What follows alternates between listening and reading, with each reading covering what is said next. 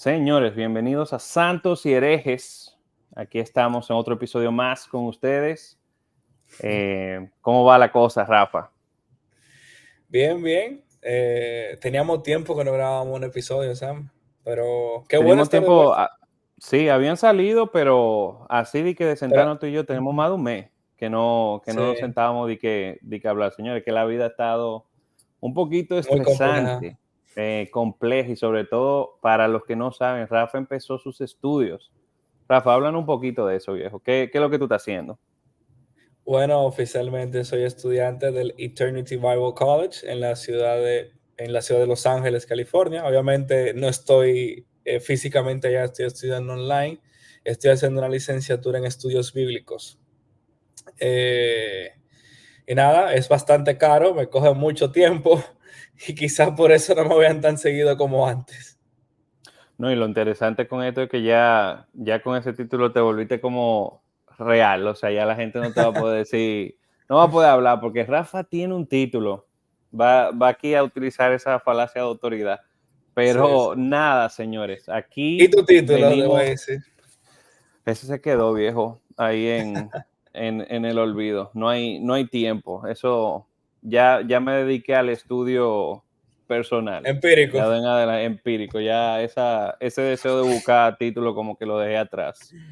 Pero nada, señores, eh, aquí yo creo que con esta nueva serie que vamos a entrar, estamos volviendo como a nuestras raíces, como nosotros empezamos aquí el programa, nos vamos a salir Antes, y mover.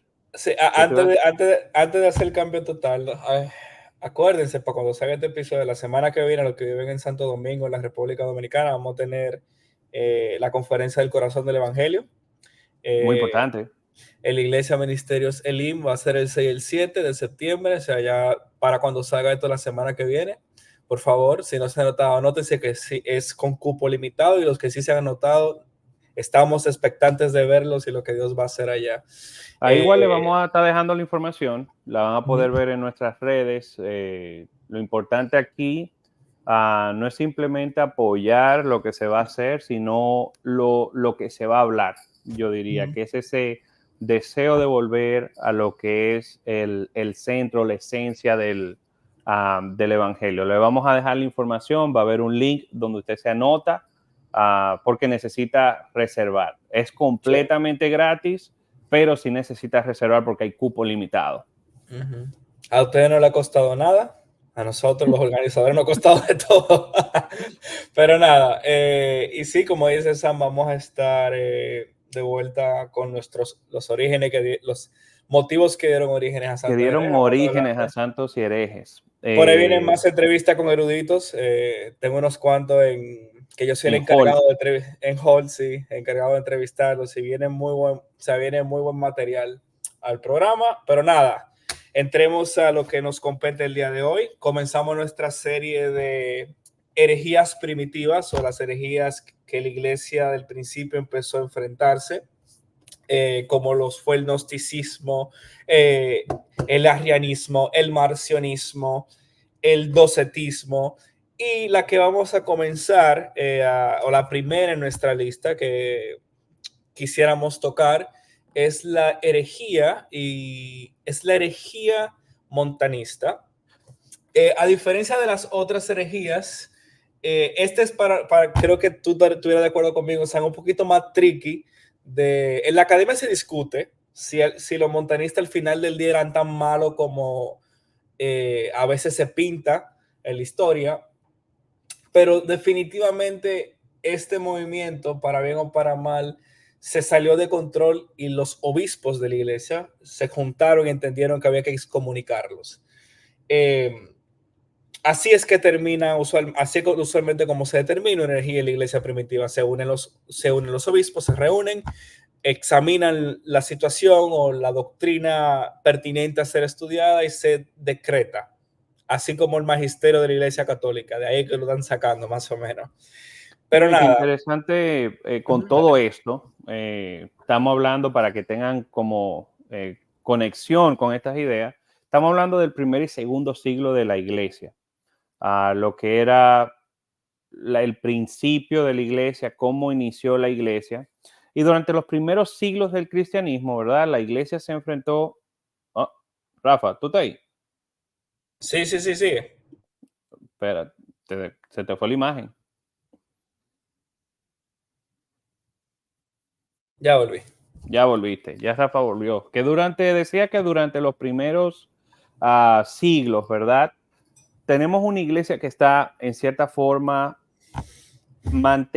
tratando de mantener lo que habían aprendido de los apóstoles. Vemos ya desde la Biblia cómo ciertas creencias, ciertas prácticas, ciertas doctrinas empezaron a meterse, ¿verdad? Pero mientras se consolidaba y se definía lo que se iba a mantener como doctrinas esenciales o las doctrinas pasadas por los apóstoles, empezaron a surgir como todas estas líneas de pensamiento que afectaron a la iglesia. Y estas herejías, para definirlo así, eran interpretaciones, enseñanzas que se desviaban de pues lo que había aprendido la iglesia directamente de los apóstoles. Esas herejías no solo pusieron a prueba, yo diría, la unidad de la iglesia, porque puso a prueba, o sea, el conjunto de personas que habían creído en el evangelio, no solamente lo puso a prueba, sino que puso a prueba estos fundamentos que ellos habían recibido, que es yo creo que son de los momentos más fuertes que ha vivido la iglesia. Muchos hablan de la persecución,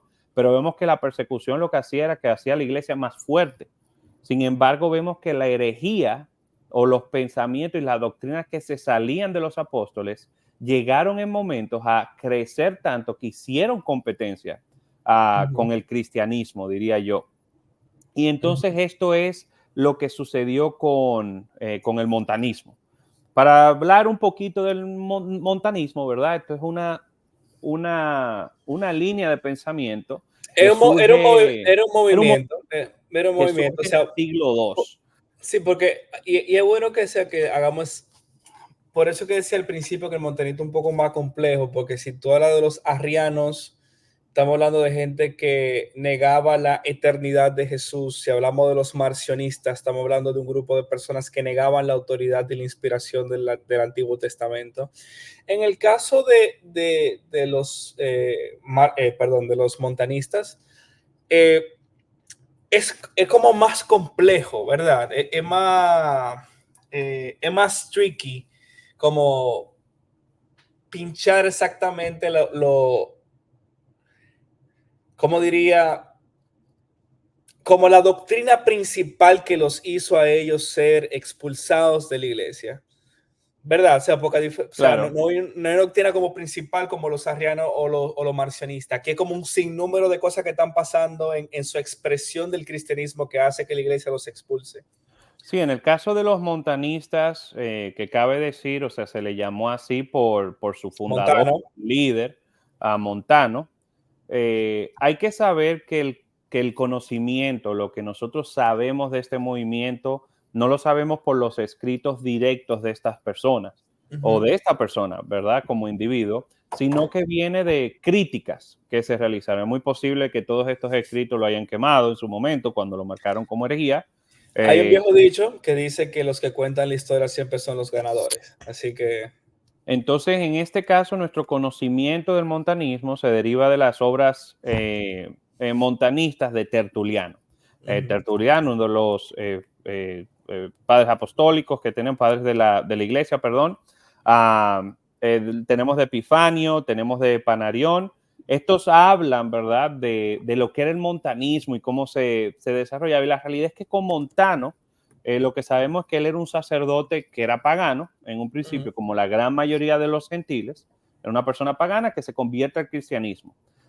Y fue bautizado alrededor del año 155. O sea, estamos hablando, digamos, como de esta tercera generación de cristianos. Ya luego, ¿verdad?, de la muerte de Cristo, la muerte de los apóstoles, tenemos a los padres apostólicos. Y él entra como en ese paso entre los padres apostólicos y los padres de la iglesia. Entonces, poco después de su bautismo, Montano empezó a decir o afirmar ciertas declaraciones que fue lo que empezó a causar como este movimiento y este nombre. Y él usó una frase que era que él estaba poseído por el Espíritu Santo. Por poseído significa que el Espíritu Santo tomaba control de él, y profetizaba y utilizaba el título de esta posesión. O sea, él utilizaba un título. Fue la primera vez que vemos el uso, digamos, de título como posición de profeta. Vemos en la Biblia, y ya habíamos hablado cuando hablamos del tema de los dones, como normalmente los dones se veían no como un oficio necesariamente, sino como un don, un ejercicio que se hacía dentro de la iglesia para la edificación de los santos. Sin embargo, aquí vemos cómo se empieza a hablar un poco como de este oficio de profeta, algo así tipo como un oráculo, como lo veían tal vez los paganos del momento, como esta persona específica que recibe de Dios para hablarle al pueblo. Entonces, vemos como estas afirmaciones, algunos escritos, sobre todo los de Tertuliano, hablan de que él se identificaba como un paracleto, como un ayudo, o sea, es una persona que tiene el Espíritu Santo y por ello como que está compartiendo del Espíritu Santo. Y posterior, ¿verdad? Esto es algo que se afirmaba como en el momento, que con el tiempo se fue desarrollando todavía más grande, donde incluso sus seguidores o muchas personas que digamos, siguieron esta línea, lo consideraban igual al Espíritu Santo. También de sus seguidores hay dos principales que sobresalieron, que fue Maximilia y, ¿cómo se llama el nombre de la otra dama? Prisca. Y Prisca, sí, que también el montanismo era de los primeros movimientos egalitarios que tuvo la iglesia primitiva. Una de las cosas, no me acuerdo exactamente el padre de la iglesia que lo menciona, porque yo estoy estudiando estudios bíblicos, no historia de la iglesia, no me acuerdo no me acuerdo del tope de mi cabeza todo. Ellos incluso se condenaban, o sea, los padres que escribieron en contra del montanismo condenaban que las mujeres tuvieran estas posiciones de autoridad en la iglesia. Para que tú veas, o sea, desde sus inicios la iglesia estuvo en contra de la idea. Eso es una discusión para otro tema, pero sí era parte de como de las características de este movimiento. Tú ya hablabas de Montano como la persona, él fue un sacerdote, como te decía, un sacerdote pagano que termina convirtiéndose. Y hay que ser honesto y decir, o sea, la mayoría de los historiadores que he leído al respecto dicen que el montanismo comenzó como un buen movimiento, o sea, un tipo de revitalización de la iglesia ya para estos momentos. Y hablaba mucho, por ejemplo, en sus inicios como de la ética dentro de la iglesia, como de mantener la santidad, incluso se volvió un poco, digamos, en lenguaje actual, vamos a hablarlo como legalista, porque incluso hablaba del matrimonio, como por ejemplo, si tú estás al servicio, tú no deberías de casarte, debes de mantenerte como 100% para el Señor, porque debes de mantenerte puro.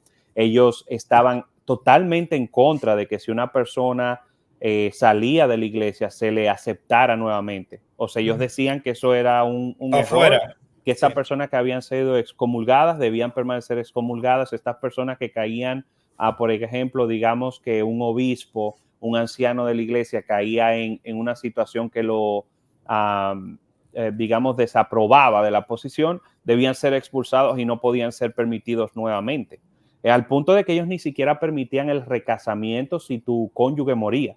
Ellos decían, no, tú no puedes volverte a casar porque eso va en contra de las escrituras. Entonces eran un grupo muy, yo digamos, legalista, que buscaba en cierta forma como experimentar nuevamente aquello que vivieron los cristianos del principio. No sé si se vieron influenciados tal vez por digamos, la lectura o ver los hechos de los apóstoles, la iglesia del principio, escritos del primer siglo, donde veían tal vez en cierta forma la manifestación de los dones y se vieron inspirados por esto y decidieron cómo buscar estas cosas.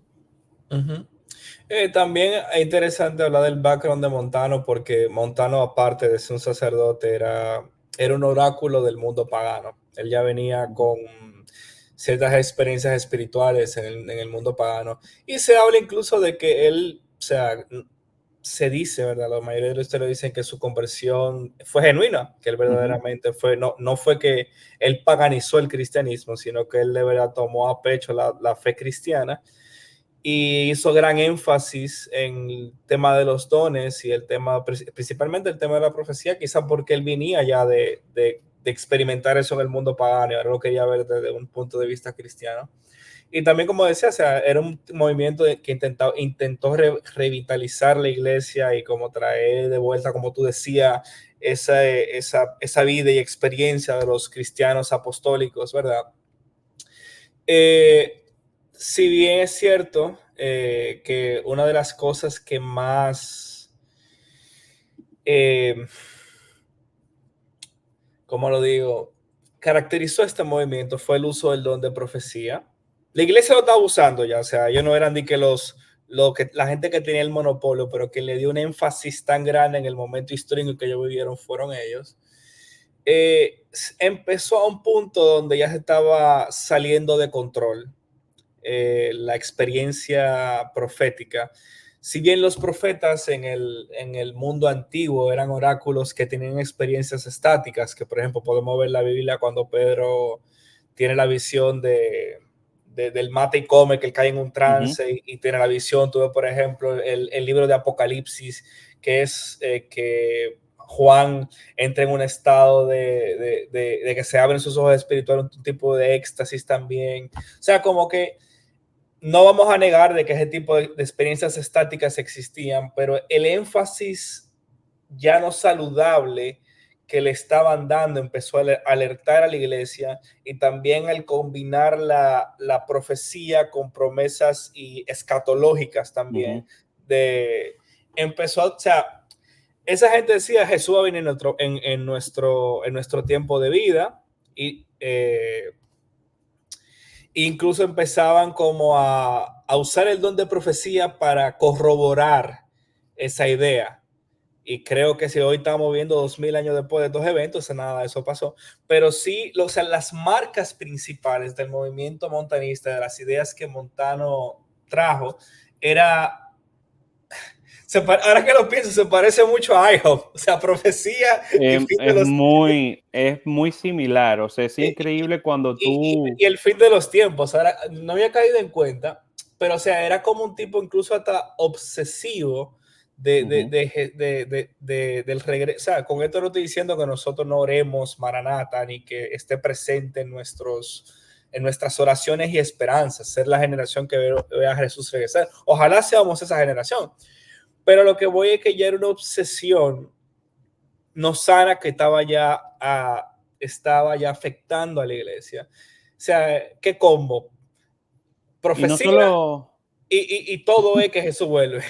y no solo eso, sino cuando tú lo comparas un poco con movimientos actuales, como bien tú decías, lo que resultaba novedoso, porque sí, o sea, hemos visto ya en la historia y en los escritos de los padres apostólicos de que al parecer había cierto entendimiento en cuanto al uso de la profecía, aún había entendimiento al uso de los dones como el de lengua. Lo que resultaba novedoso con esto, como bien tú dices, es no solamente que ellos hablaban de profecía como tal, como el don, sino que ellos eran, como quien dice, los últimos profetas que por medio de esto que ellos habían recibido, se abrió una dispensación. O sea, se había dado o apertura a un ciclo en el cual el Señor volvería. Ellos incluso indicaban en medio de sus profecías dónde iba a volver, aquí iba a ser en ese tiempo que ellos iban a estar, y hablaban de una nueva revelación. Y esta revelación era dada por medio de ellos. Ellos la recibían y la daban. Lo interesante con esto, porque en realidad yo creo que lo Bueno, que tú... ahora que sí, algo también que ahora me acuerdo, que era que también ellos usaban el don de profecía de que para aclarar ciertas cosas de las Sí. escrituras. Era... Ay, mis amigos pentecostales.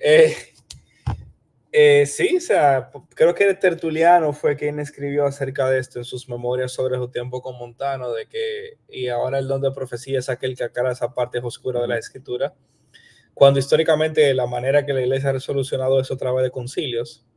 Pero bueno, nada, sí, puedes No, seguir y hablando. que con esto, o sea, lo interesante es de que tú tienes todas estas cosas que ellos están haciendo, están diciendo, y aparte tenían, o se entiende por medio de la historia, de que eran muy buenos en organización.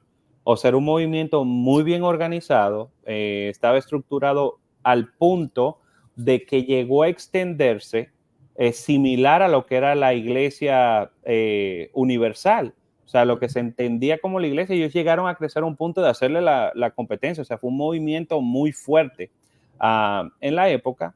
Ujú.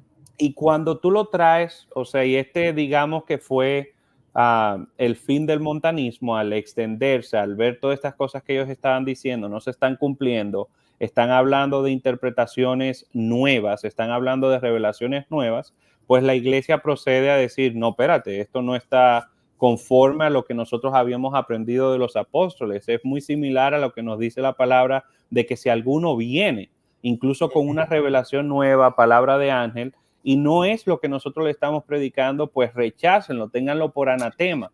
Sí, y Ah, también estaba el tema de que cuando profetizaban, hablaban como en primera persona. O sea, yo creo mm, que yo leía a un historiador hace un tiempo atrás hablando de todo, de que quizás eso fue una de las cosas que molestó a la iglesia al principio, porque tú sabes que, como tú dijiste al principio, nosotros los documentos que tenemos de Montano son de sus críticos, no de ujú. él como tal.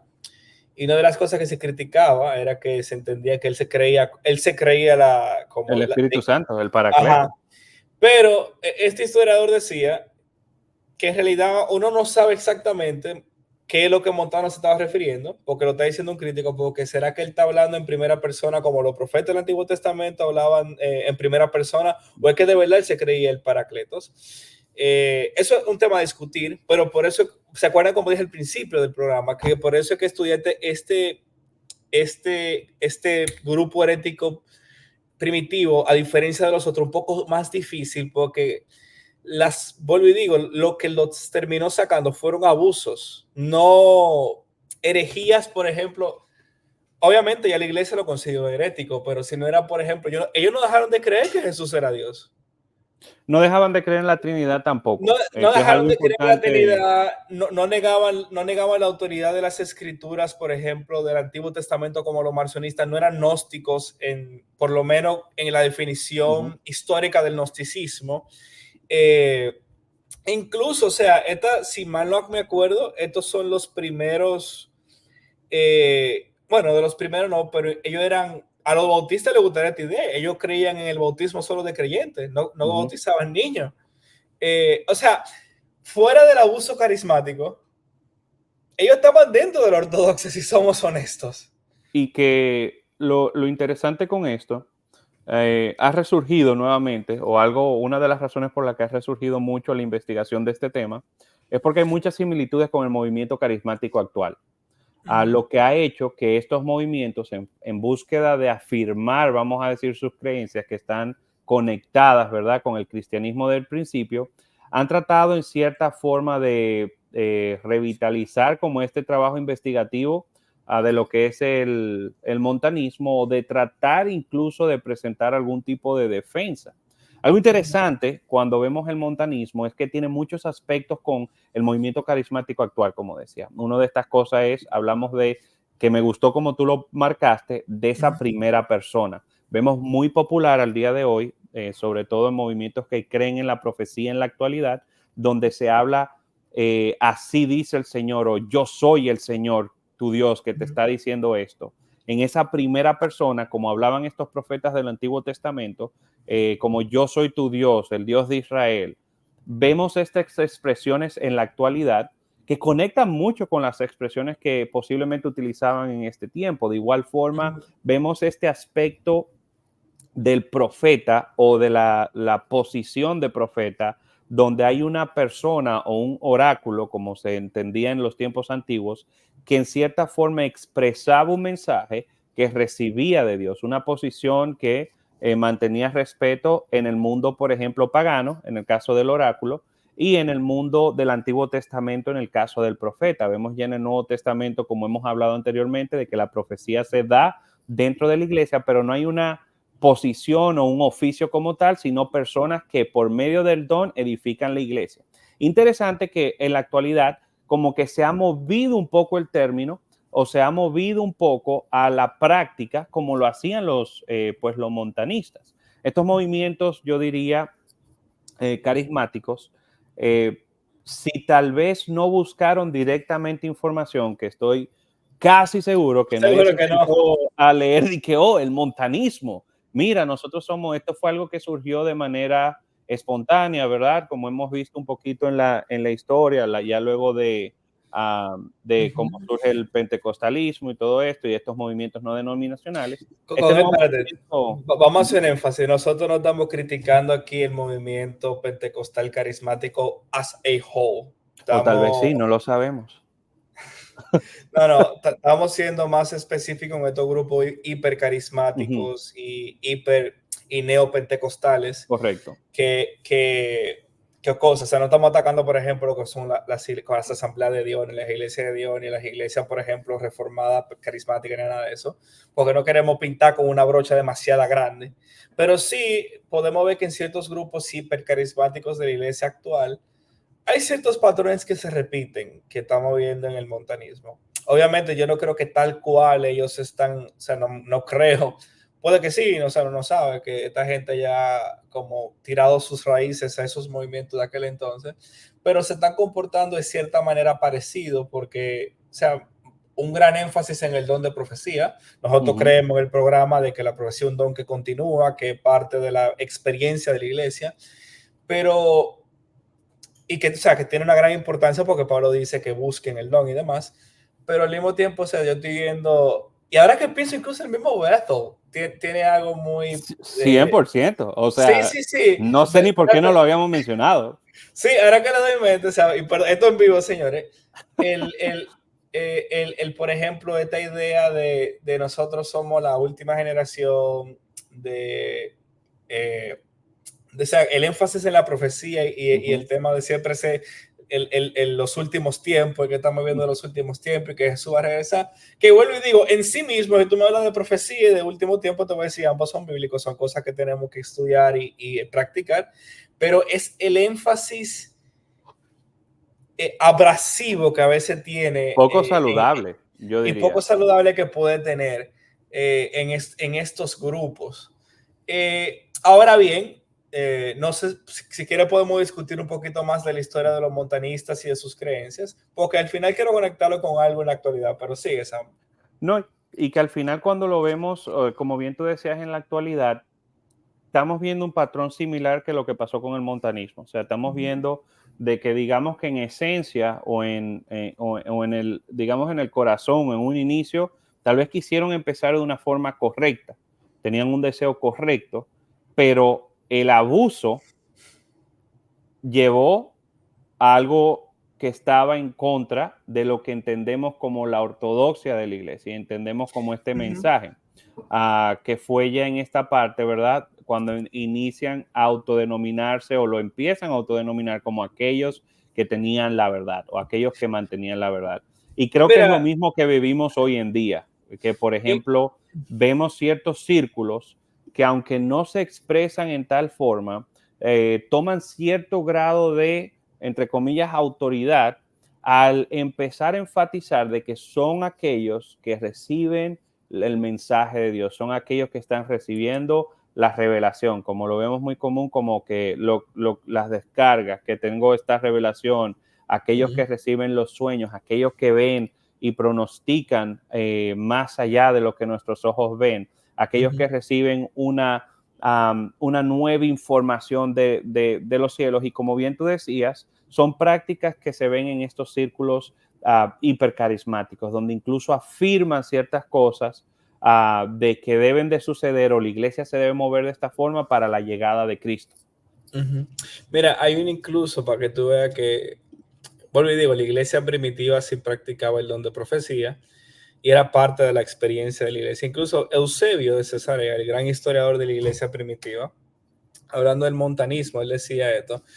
Y él, refiriéndose a Montano se volvió fuera de sí y estando repentinamente en una especie de frenesí, éxtasis, delirio, y comenzó a balbucear y a pronunciar cosas extrañas, profetizando de una manera contraria a la costumbre constante de la iglesia transmitida por tradición desde el principio. O sea, Eusebio, lo que nos está intentando decir acá Es que la iglesia profetizaba, la iglesia ejercía el don de profecía, pero la manera como como Montano, él está atacando a Montano en este escrito, lo está haciendo, no es como la iglesia tradicionalmente lo ha hecho. O sea, lo está haciendo totalmente contrario.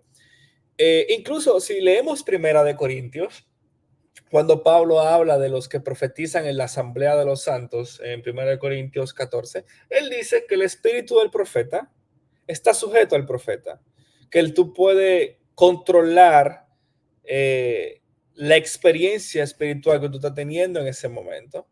Eh, y por algún motivo, y o sea, vuelvo y digo, si hay experiencias estáticas, si hay este tipo de cosas, creo que incluso le hemos hablado en otros episodios de la Biblia hablando de este tipo de experiencias así, pero como regla general, la Biblia no enseña que tú tienes que entrar en este tipo de loquera para tú poder comunicar un mensaje inspirado por Dios.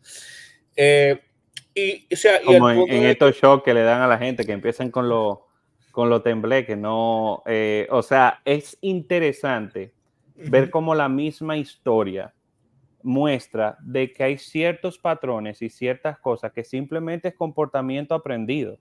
Y es algo que yo mantengo. Yo sé que ahí, por ejemplo, tú y yo tenemos cierta diferencia con las experiencias de los dones, donde tal ujú, vez, por ejemplo, tú no niegas como el hecho de que la persona caiga, tiemble, ujú. que le tiren agua y la persona así se le salga un demonio. Ah, bueno. Pero, Ah, bueno.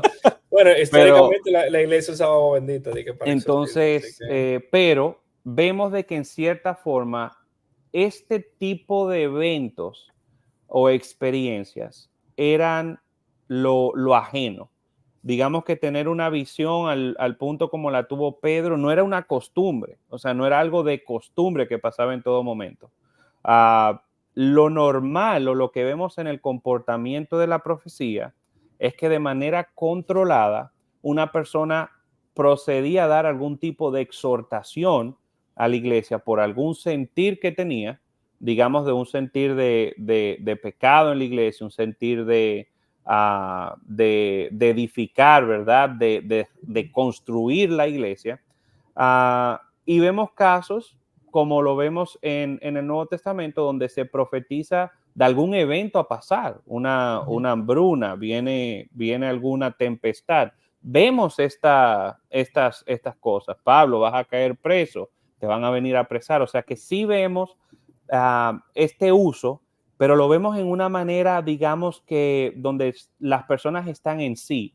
No es como que están dominadas o controladas por el espíritu, sino que ellos tienen control sobre su cuerpo, tienen control sobre la experiencia y lo que está pasando.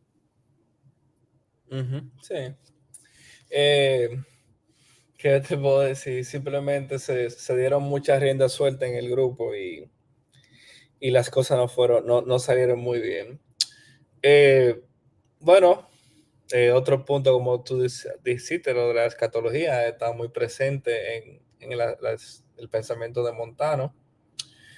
Él sí no hablaba de como de la idea postmilenial de que nosotros vamos a conquistar todo el mundo antes de que Jesús vuelva. Ellos simplemente decían Jesús va a volver, Exacto, nosotros vamos a ser... Jesús, Cristo va a volver mientras nosotros estemos aquí en la tierra. Sí, Básicamente, y nosotros somos los precursores, the exacto. forerunners de tal, de, Ey, de... está tirándole mucho, viejo. Ay, ¿qué te pasa?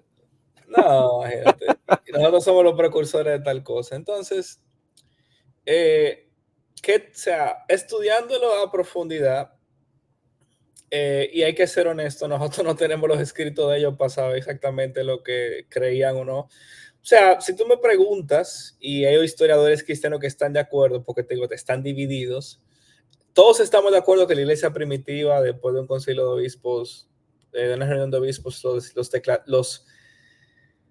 los excomulgaron de la fe cristiana. Pero mi pregunta sería, estaban totalmente ellos fuera de la ortodoxia, así como por ejemplo grupos como los marcionistas, gnosticistas, arianos estuviesen. O sea, no sé si me debe entender. Sí. Yo O creo, sea, por ejemplo, como bien vemos en la historia de que tal vez, y mantengo esta línea, de que tal vez en un principio fue algo que empezó de manera, digamos, correcta o que la intención era la correcta, pero sí creo que entraron ya fuera de la ortodoxia en el momento que se autodenominan en cierta forma como aquellos donde está depositada la nueva revelación. En ese punto como que ya yo digo, tú ves, ahí llegaron ya al límite, ya aquí, incluso fíjate que fueron excomulgados luego de de que presentaron estas cosas. Previo a, el mismo Tertuliano participó del movimiento Tertuliano, montanista, fue parte. sí, fue Eh, parte. entonces, creo que lo que llevó y por eso es que te digo, o sea, es tan interesante y por eso es que a mí me apasiona tanto la historia de cómo vemos patrones o huellas repetidas en nuestra actualidad. O sea, fíjate qué llevó a Tertuliano salir. Fue estas exageraciones, estas cosas que ya se salían. Y fíjate cómo en la actualidad, sobre todo luego de la pandemia, estamos viendo, yo no lo llamaría un despertar, pero estamos viendo una migración de muchas personas de estos movimientos hipercarismáticos a movimientos un poquito más, no quiero usar la palabra legalista, voy a usar la palabra como más de tradición, como tal vez son estos movimientos reformados. Vemos como normalmente este hipercarismático, después de verse expuesto a que muchas de las prácticas que ellos tienen son contrarias a las escrituras, se terminan moviendo como al otro extremo. Y posiblemente sucedió o empezó a pasar algo similar aquí en el principio de la iglesia, donde tal vez por el hecho de proteger la verdad, fuimos quitando o se fue quitando ciertas prácticas que en un principio eran normales, como este del uso de la profecía o del buscar profetizar. Sí, yo creo, no sé si lo tengo por aquí, hay un nuevo libro que nosotros usamos cuando hicimos la serie de los dones, de John Mark Ruthven, que se llama la cesación de la carismata, y él habla de la hostilidad de ciertos padres de la iglesia a los dones del Espíritu, y él decía que pudiese ser que estuviese influenciada por la mala experiencia que muchos tuvieron con el montanismo. Y no, te voy a ser sincero, hay veces que yo veo ciertas prácticas en internet que a veces me hacen querer ser sensacionista. No lo soy, no lo voy a hacer nunca. Pero hay que ser, o sea, hay que ser honestos y decir, conchale, o sea, ya de fuera se ve muy comprometedor este tipo de comportamiento y prácticas. Ahora bien, yo creo que también a Montano se le adjudicaron cosas que quizás, ¿qué te digo?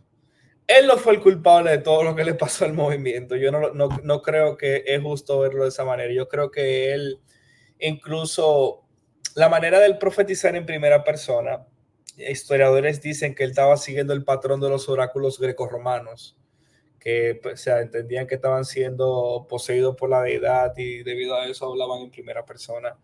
Y también los profetas del Antiguo Testamento, en su mayoría hablaban en primera persona sus oráculos. Entonces, por eso es que la historia está tan dividido, si es que, como te dije, si él de verdad se estaba autoproclamando deidad o simplemente estaba siguiendo un patrón de oráculos. Ahora bien, también tenemos la mala... otra cosa que él tiene en su contra fue que muchas de sus profecías no pasaron, porque Jesús no vino en el tiempo de vida de ellos. Eh, Aquí no creemos personalmente que por tú equivocarte en una profecía tú eres un falso profeta como tal, pero, o sea, a veces me pregunto, y esto es algo que Sam Storm dice en un review del libro Hablando del Montanismo, que quizás la historia trató más mal a los montanistas de lo que debió. Quizás era un grupo como la iglesia, o sea, como el día de hoy, hipercarismático, que mantiene la ortodoxia, pero se prestan a cosas que están en el borde de la ortodoxia. No sé qué tú dirías sobre eso, Son. No, yo diría que creo que es un punto válido y creo que al final de cuentas, o sea, lo importante de todo esto o la razón por la que hacemos esto es para que conozcamos un poco la historia y tal vez compararlo un poquito con lo que vivimos en la actualidad. No nos vayamos a abusos. Posiblemente muchas de estas cosas, como decimos, empezaron con buenas intenciones, pero terminaron mal. Y esa va a ser como la idea de esta serie que vamos a estar hablando de las herejías. Si quieren más información, un buen libro que yo recomiendo es el de Justo González, no el de historia de la iglesia, pero la historia del pensamiento cristiano, donde él desarrolla un poquito más pues estas ideas. Hay un libro, denme un segundo para yo buscarlo, para recomendarlos también. Me dan esto en vivo, señores.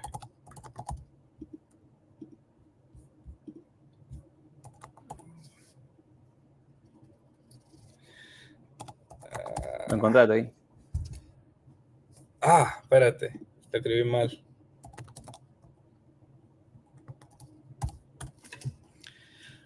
Bueno, el libro se llama,